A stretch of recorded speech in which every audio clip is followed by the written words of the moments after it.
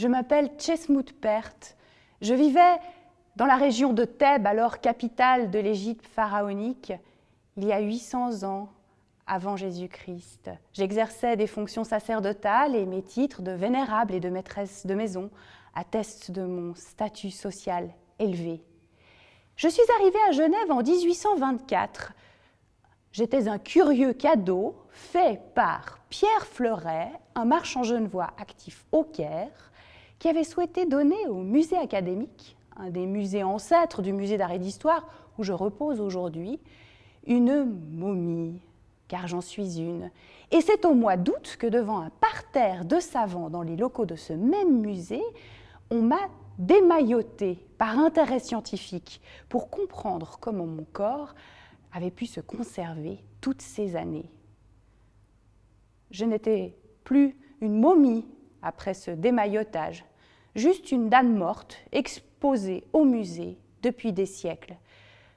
On m'a enlevé par là toute chance de pouvoir accéder à mon autre vie, la vie éternelle qui se déroule auprès des dieux. Mais aujourd'hui, on m'a rendu un semblant de paix et de dignité en m'emballant dans un drap et en me reposant dans mon cercueil fermé où je trône au milieu de la salle des antiquités égyptiennes. Je suis une amphore panathénaïque, c'est-à-dire un récipient de terre cuite, vernissée, fabriqué au 5e siècle avant Jésus-Christ en Attique, la région d'Athènes qui porte le nom de la déesse Athéna, la déesse guerrière, la déesse des techniques, la déesse de la sagesse, qui orne ma panse, la partie arrondie, et qu'on reconnaît à son casque et à ses armes. Je suis une amphore panathénaïque parce que j'ai été remis en prix à un vainqueur à la course qui orne l'autre face de ma panse, des courses organisées pour honorer la déesse Athéna. En fait, je suis une bouteille d'huile d'olive. Alors des bouteilles d'huile d'olive, on en a tous dans son frigo ou dans son placard. Certainement pas des aussi grosses, certainement pas en terre cuite vernissée, certainement pas aussi décorées. Je suis un cadeau de prix, pas du tout pour le récipient, mais pour ce qu'il contient, la précieuse huile d'olive.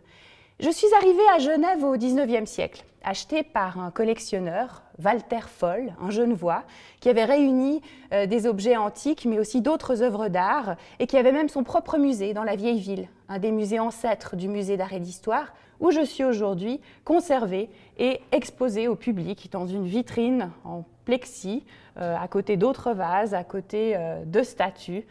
J'étais une bouteille d'huile d'olive, j'étais le prix d'un concours, et aujourd'hui je suis un objet de musée.